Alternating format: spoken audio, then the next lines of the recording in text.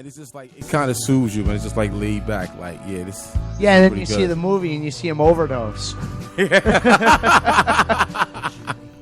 That's what happens too. That's what they say. That, you know, sometimes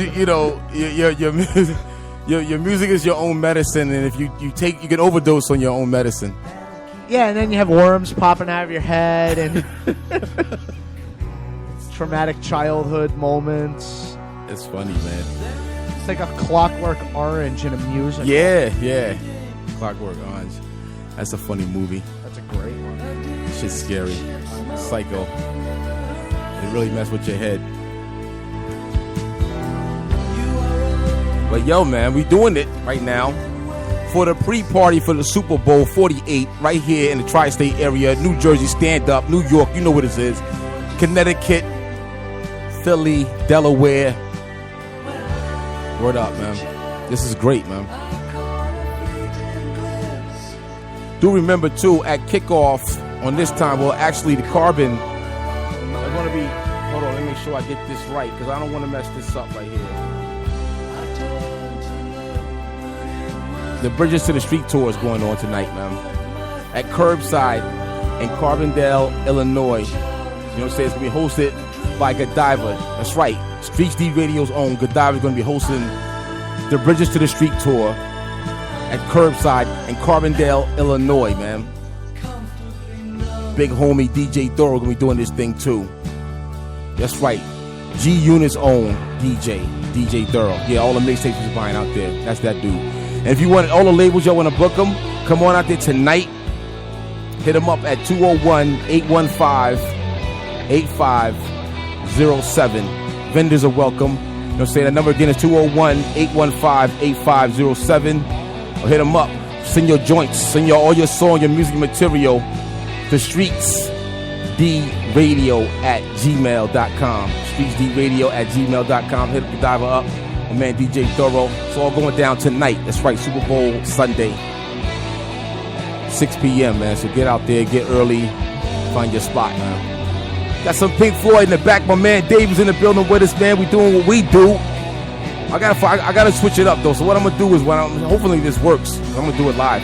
So I'm gonna run this track that we're gonna run for Carrie. I gotta set up the Yes, keep talking. Well, she's gonna be doing the thing, doing a show in Maryland. Like, you're gonna be there with her too, right? We're looking at October. All right, yeah. So October, yeah. So you got a lot of time to get it together. Yes. You know, let me see if I can. But you know what? Before you know it, and you know how it is. I mean, before you know it, even when you have a lot of time, it's still not enough time. Right. One of those things. I mean, a lot of it is pretty much just trying to get everything in order, trying to get everything done, trying to, you know, in a way, if I can be cloned into 3 different people, then, you know, I can able to. Yeah. All right. I'm trying to find this song right here real quick that you sent me. That's what I'm doing here right now. All right, and I'm playing the playback. I can still hear you.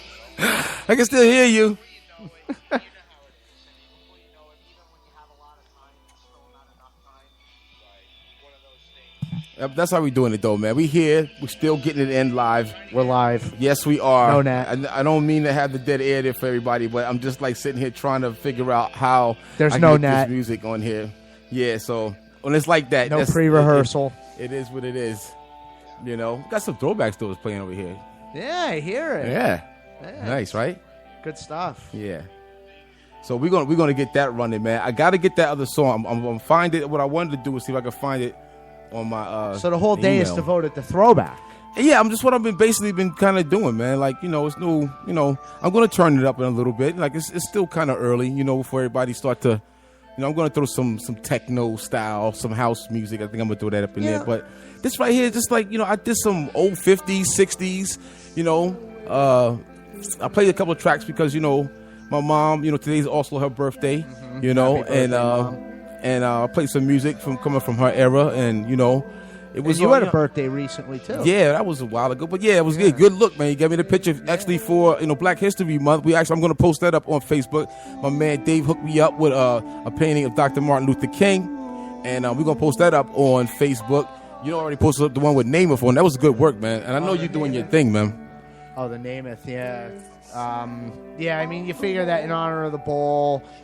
I didn't have a chance. I know that he was at Bryant Park last week. I didn't have a chance to get up there, but before meeting Joe Namath, I think would be on my bucket list. Yeah, I would put that on my bucket list. I mean, he's a guy that, to us, right, being Jet fans, I mean, he is a lot of what we hold our hats on. Right. Still to this day, meeting him would be, and I know he's out. A lot of them are out here. There's a lot of players out here. Yeah. I know that. I think Klecko did something the other day. He's another guy. Well, Curtis Martin was out here too. Curtis Martin. Yep. I got to meet Klecko when I was a kid. Okay.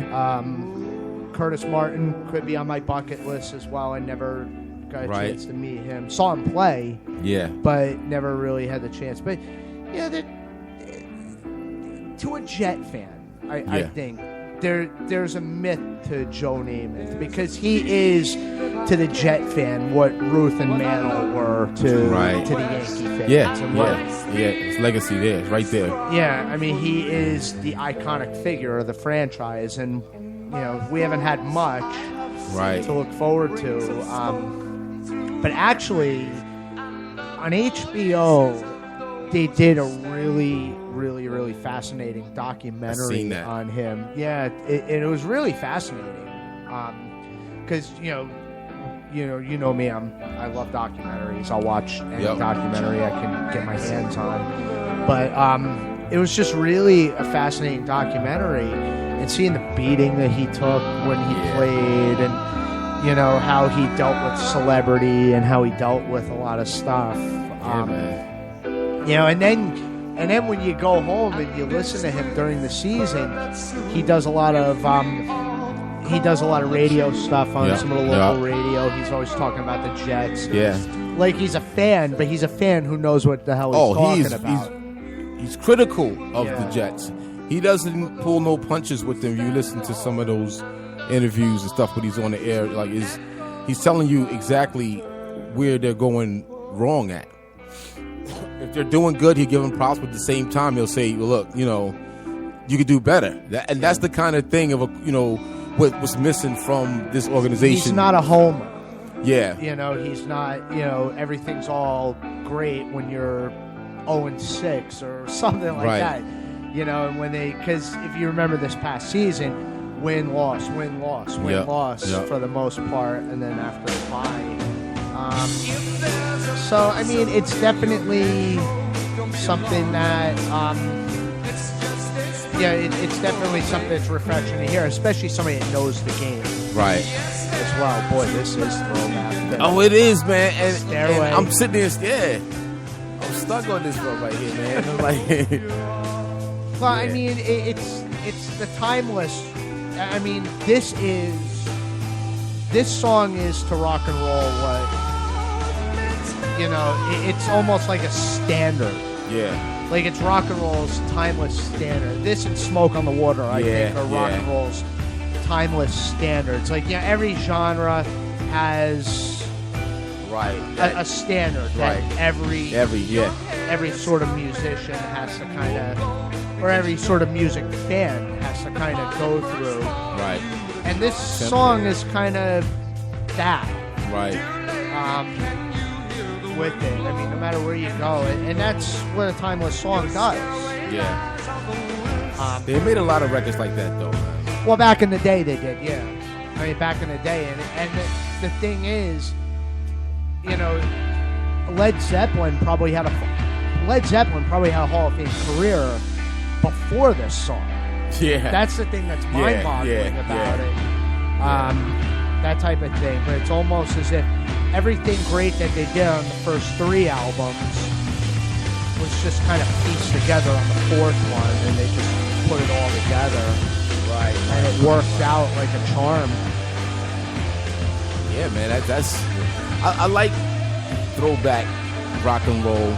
Like, I hear the stuff that's out there nowadays and everything, and it's I can appreciate it and stuff, but it's not like the stuff that I listened to coming up. Like, I'm a Radiohead, and meaning when I mean Radiohead, I grew up listening to every dial on the radio, and I would sit there and just do that, you know. And I'm young as hell, like 10 years old, doing that. I wouldn't do it every day. Come home and just listen, and you would hear something, you know, you're gonna be stuck to it, and it would stick with you if it was that good song. Well, that was back. Exactly, like that. You know? Well, that was back when before the industry started to get a hard on for Justin Bieber and and we don't do Bieber here on this show. No, which is what I appreciate. But, I mean, I had his people on the air with us, but it was like, you know, it was a producer. It wasn't him, so, you know, I'm not Bieber. Which the producer's probably thinking in the back of his head, God, this stuff sucks. But cut me the check. Just give me the check and let's, you know, ruin this kid's life and everything. That's exactly what they do it. Yeah, exactly. But I mean, you know, and you know, it's funny. I sent a message to a friend of mine,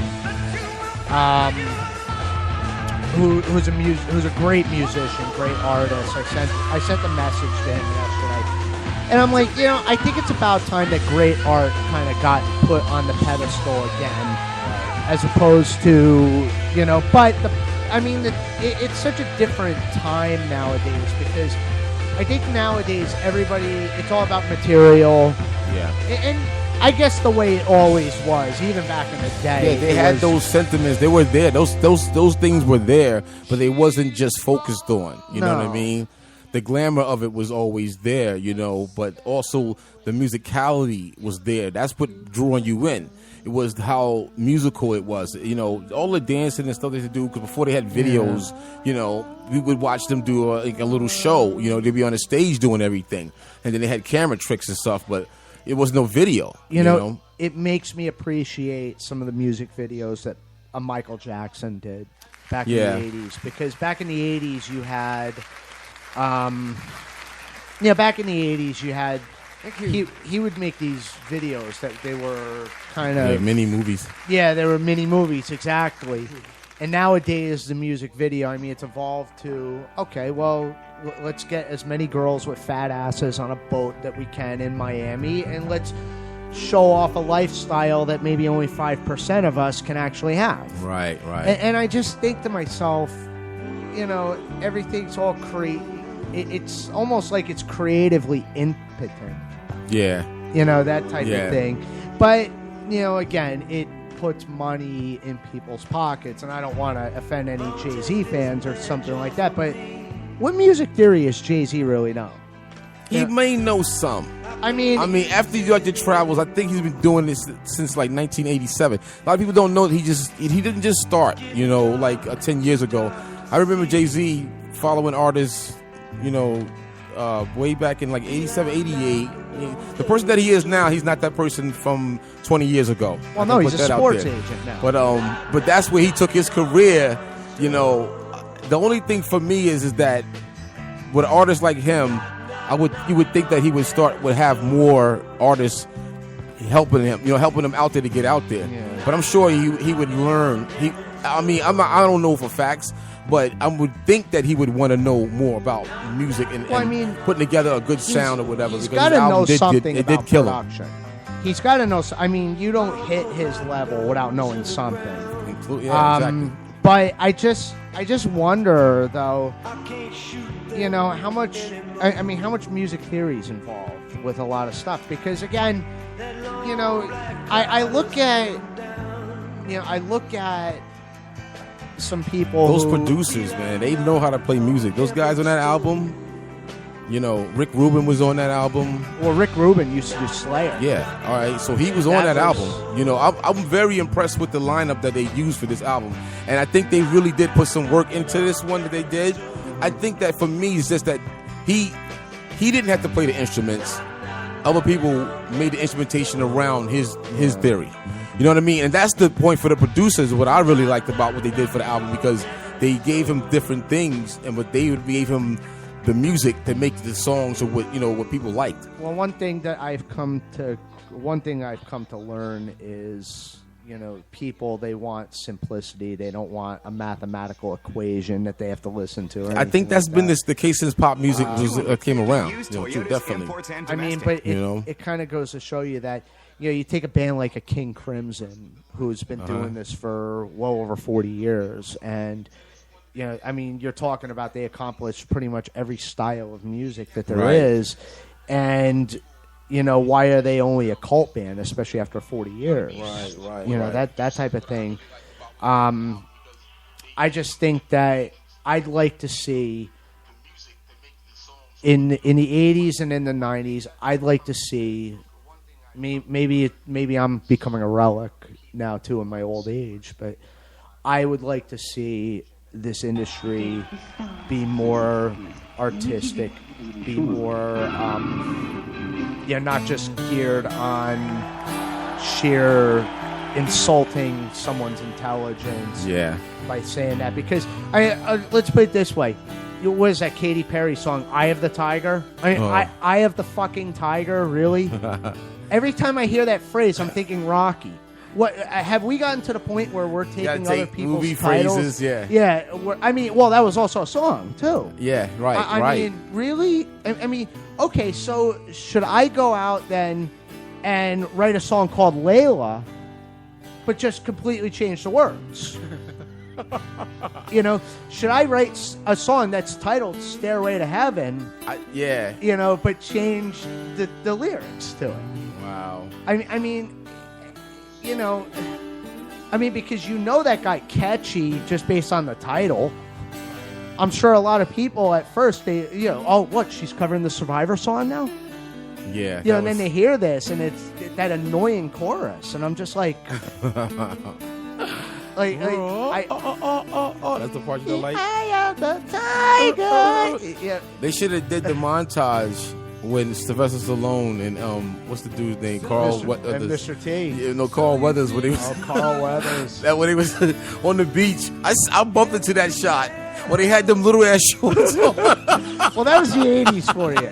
That was the 80s. I'm like, this is the gayest and the high scene socks. ever. Yeah. Well, here's what I'd like to see, and if the director of the movie, and I think Stallone directed the movie. I don't know. He owns the rights to Rocky. That's why he's never going to stop doing that too. I wish that Stallone actually did a take because I have some inconsistency theories about this. Yeah. Okay, so all of a sudden in the Rocky movie before that, he's stumbling through Beast Aftershave. In the morning it makes me smell manly. Smell manly? Smell manly. When I get together with the guys and have a rendezvous, that type of thing. Yeah. So I'm listening to this, and then all of a sudden, all right, he's reading in bed with Adrian, right, while he's training for his fight, and then she goes into a coma. He's reading her into a coma, into an even deeper sleep, and then, like, you watch the intro to part 3 after he wins the belt. Then all of a sudden, he's doing the American Express card commercial. And I'm just sitting there going, how? How did he go from stumbling through Beast Aftershave to being the speed reader for the American Express card in an Italian restaurant and then doing telethons? I really wish that I could hear what he was saying on that. But, they had the song playing during the intro. Right. But there's just so many inconsistencies about that. And then, like, if you watch the intro to the movie, they go to the Mr. T scenes when he's saying that I want Balboa when he's rising up the ranks. The guy's down on one knee and he still slugs him in the face. I mean, really? In boxing, I thought if he's down on one knee, that's when the referee begins to count. Correct me if I'm wrong. Any boxers that are listening to this, please call in and correct me if I'm wrong. That's so funny right there. That's my man. So you can see the passion. That's the way we feel about the Jets right there. Like, that's the, like, get it right. You know what I'm saying? That's how we doing it. We on the King Beats Radio Show on StreetSteveRadio.com and on Spreaker.com. We doing it live right now for the pre-Super Bowl party. It's called I'm Becoming Jaded in My Old Age. Yeah, that can happen. It can happen. But I believe there's hope in 2014.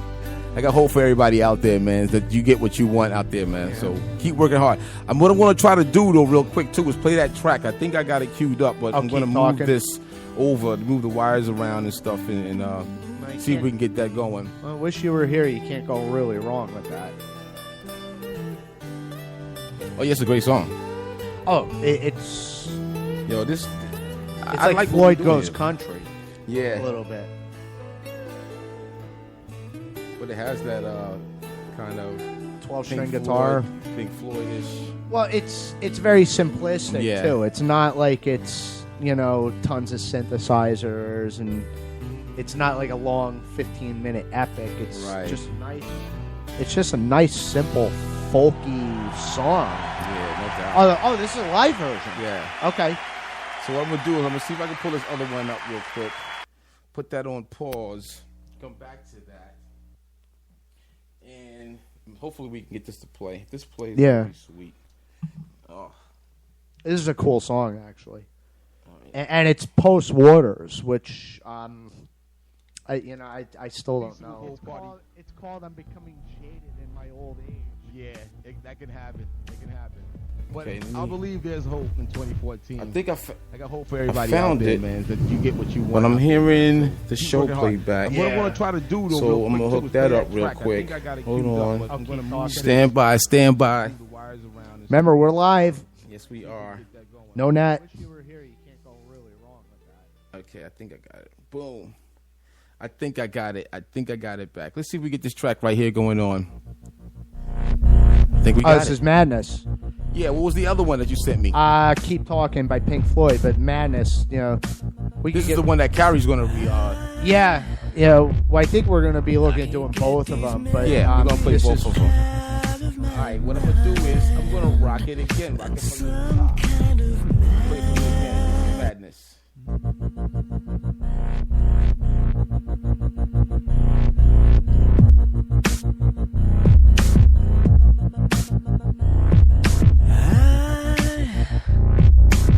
I can't get these memories out of my mind, and some kind of madness it started to evolve.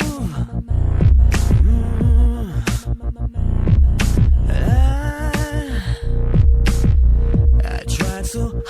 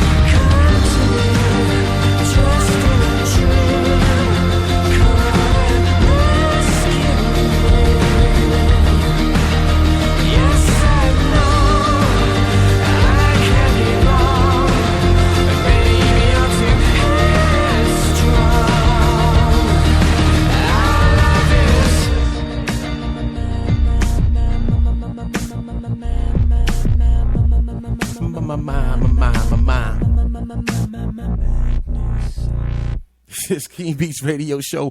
StreetsDRadio.com. We in the building still getting it in for the Super Bowl 48.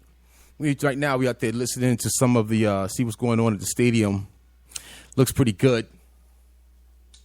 Let me catch my breath. Put this back on here. We're doing a live show right now, man. You do know that, right? So what we're going to do now is turn it up a little something. I think I want to do some, let's see. I gotta pull that back up. I think I want to turn it up to some house music. Yeah, that might do it. Yeah, just for a little bit. Yeah, that's going to do it. StreetsDRadio.com, King Beats Radio Show. Still getting it in. Happy Super Bowl 48 to everybody out there. Enjoy your night, man, and have a good time. It's a good time to get together with the family, talk to the friends and family. Use all that technology out there. Hit them up on Twitter, Facebook, Skype. Do all of that, man. Do all of that tonight, man. Let's just make this one of the biggest ones of Twitter, of media, social media ever. Super Bowl right here in New Jersey. I want everybody out there to do that, man. Text, tweet. Let's shut them down on the system. See how much they can really handle. Every play. Every commercial, somebody in the crowd you see, like, oh, did you see that person? Let's get them this year. Let's get them in the Super Bowl. Let's get the largest one. Let's put this in the Guinness World Book of Records, man. Yeah. See, this is how you started setting it up, though. We only got about 3 hours, 2.5, 3 hours. I don't know. Kickoff is 6:30, 6:25, something like that. You know what I'm doing? Getting saucy. Word.